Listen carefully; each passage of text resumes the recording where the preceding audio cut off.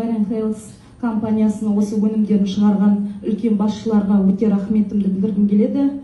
Өзімнің анам 2021-дің 7 март күні кешкісіне туалеттен құлап инсульт соқты, сол жағынан, қолдан, аяқтан.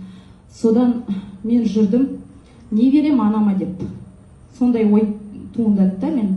Енді поликлиникаде одно и то же бір бесплатный лекарство, оны бере берем, результат жоқ. Сосын инсульт соққан адамдарда особо неврологический болады екен. Сосын енді неврологическийге не берем дейм, банаға аптекаға барып не алам? Бана V6 салдым, жақсы мұна көмектеседі дегенге, оны алдым 3600-ге. Ешқандай ештеңе жоқ. Күнде маған айтады да, мына үй чөті қап-қараңғы болып кете береді да, мына үй тазаланбай ма вообще дейді маған. А вроде үй таза. Просто солай. Мен қызы болғасын. Сосын мен айтам, мама, үйдің іші таза деймін. Мына түл кір ғой дейді маған. Мен айтам, мама, неге мына олай, сенде олай болып тұр? Сенде қалай инсульт соққан?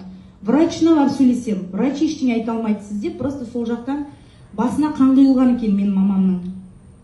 Сөйтіп жүріп, мамама мен Жұма ханым деген өзімнің құдағайым бар. Отзывын көріп, видеосын көргеннен кейін мен айттым, құда мына не дедім, статусқа шығарып қойған, мына не нәрсе дедім. Сосын құда айтты маған, құдаша сен осыны беру керексің мамаға деді, өзіңде ішкішті көмегі деп.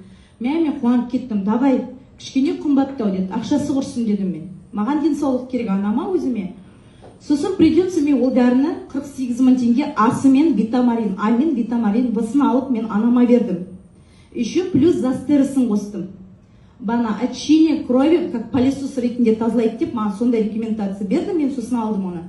Мен сол продукцияны қалай бердім, асын таңертең жарты сағат бұрын 4 капельден бердім, 200 мг жылы суға мамама бердім. Обедті мезгілінде отырады айтады, мен қызым, мен саған босқа тиісіп жүрмекен, оказывается, мына түл тап-таза екен ғой маған. Это просто для вас, может, спектакль я стою, да? Действительно, сөздің шынына келгенде. Самом деле қарап отырсаңыздар, может, инсульттен болған болар, басына қан құйылғаннан болар, да, анамның. Мен мамаға айтам, мама, мен үй всегда таза тұрады. И вдруг мама айтады маған, мен саған босқа тиісіп жүрмекен, анжир қараңғы, мынжир қараңғы. Оя, көзім деген шайдай ашылды дейді да маған. Оказывается, маманың өзінде зрениесі -4. От этого, может, баспен, неге көзге де зрениесі деп тұрады. Қазір Аллаға шүкір.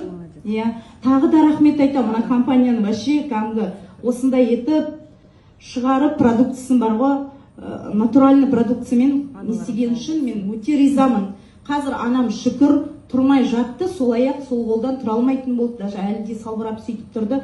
Аллаға шүкір қазір. Мамамды қазір спокойно құдалық қалып барам, той қалып барам, шықпайын дейді. Бірақ далаға шығарам, жер үйде тұрамын, далаға шығарам. Мама, давай бір 15-20 минут далаға шығып жүріп келейік. Кеттік магазинге барайық.